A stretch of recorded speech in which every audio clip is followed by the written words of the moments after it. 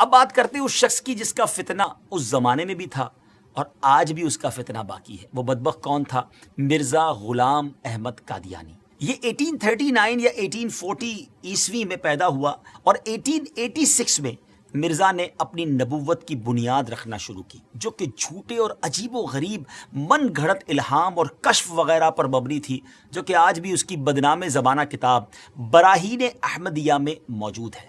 اس کے بعد مرزا قادیانی نے 1901 ایئر میں حقیقی نبوت کا دعویٰ کر دیا۔ یہ شخص انبیاء کرام کا نہایت گستاخ تھا۔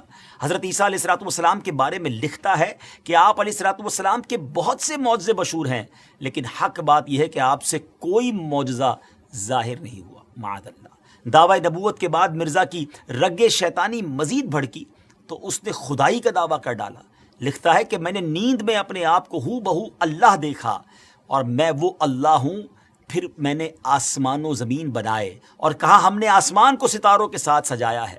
استغفر اللہ، استغفر اللہ۔ دیگر جھوٹے نبوت کے دعوے داروں کی طرح مرزا غلام قادیانی نے بھی کچھ پیشن گوئیاں کی تھیں، مگر ان کا انجام مسیلمہ کذاب کی طرح ہی ہوا۔ چند باتیں بتاتا ہوں اس بارے میں کہ نمبر 1، اس نے اپنے لیے ایک لڑکے کی پیشن گوئی کی کہ کہا تھا کہ انبیاء کا چاند ہوگا اور بادشاہ اس کے کپڑوں سے برکت لیں گے، مگر اس کے ہاں لڑکی ہو گئی تو اس پر کہنے لگا کہ وہی سمجھنے میں غلطی ہو گئی ہے، اب کی بار جو بچہ پیدا ہوگا وہ لڑکا جو ہے وہ انبیاء کا چاند ہوگا۔ اس بار بیٹا تو ہوا مگر چند روز بعد ہی مر گیا۔ بادشاہ تو دور کی بات ہے، کسی محتاج نے بھی اس کے کپڑوں سے برکت نہ لی۔ نمبر 2، اس نے ایک اور پیشن گوئی کی کہ آسمانی بیوی کی پیشن گوئی کی اور اپنی چچا زاد بہن احمدی کو خط بھیجا کہ اپنی بیٹی محمدی بیگم میرے نکاح میں دے دے۔ اس نے صاف انکار کیا، اس پر دھمکیاں دی اور پھر کہا کہ وہی آ گئی ہے، ہم نے تیرا نکاح اس سے کر دیا ہے، اور یہ کہ اس کا نکاح اگر تو دوسری جگہ کرے گی تو 2.5 یا 3 برس کے اندر اس کا شوہر مر جائے گا۔ مگر اس خدا کی بندی نے اس بدبخت کی ایک نہ سنی اور سلطان محمد خان سے نکاح کر دیا۔ وہ آسمانی نکاح دھرا کا دھرا ہی رہ گیا، کچھ بھی نہ ہوا، وہ شوہر نہ مرا اور نہ کچھ اور ہوا۔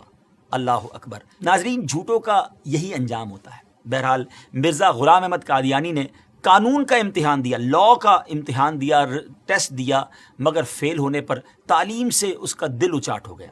کمزوری دل و دماغ کا مرض پوری عمر رہا، کئی بیماریاں اس کی زندگی میں اس کے ساتھ تھیں۔ 26 مئی 1908 میں یہ لاہور میں اس کو ڈائریا ہوا اور گندگی کے عالم میں، جی ہاں، جب اس کا آخری وقت آیا تو وہ واش روم میں تھا، گندگی میں لت پت تھا، اور لوگ اس کی لاش کو دیکھ کر یوں سمجھیے کہ عبرت کا نشان اس کی لاش بن گئی۔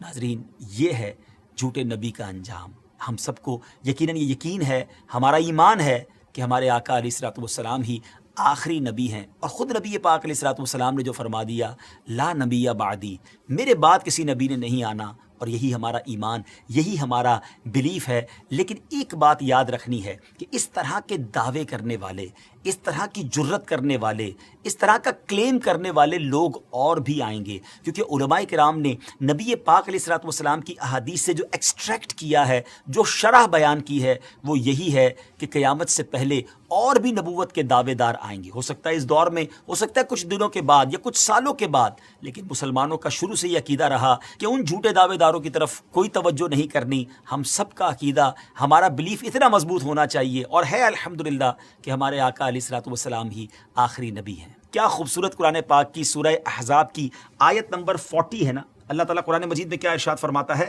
ما کان محمد ابا احد من رجالکم ولکن رسول اللہ وخاتم النبیین وکان اللہ بکل شیء علیما۔ سبحان اللہ، کتنا خوبصورت اس کا ترجمہ ہے۔ محمد تمہارے مردوں میں کسی کے باپ نہیں ہیں، لیکن اللہ کے رسول ہیں اور سب نبیوں کے آخر میں تشریف لانے والے ہیں، اور اللہ سب کچھ جاننے والا ہے۔ تو الحمدللہ یہ چمکتا دمکتا عقیدہ مسلمانوں کا صبح قیامت تک انشاءاللہ جاری و ساری رہے گا کہ اللہ کے آخری نبی جناب محمد الرسول اللہ صلی اللہ تعالیٰ علیہ وسلم ہیں، اور یہی ہمارا ایمان ہے۔ بہرحال ان جھوٹے نبوت کے دعوے داروں کے بارے میں ہم نے جانا، اور علماء احادیث کی شرح کرتے ہوئے لکھتے ہیں کہ یہ نشانی ابھی اور چلنی ہے، یعنی اور لوگ بھی قیامت سے پہلے اس طرح کے دعوے کرتے رہیں گے اور مسلمان ان سے نپٹتے رہیں گے۔ بہرحال اللہ کریم ہم سب کو سچے ایمان والا، صحیح عقیدے والا مسلمان بنائے۔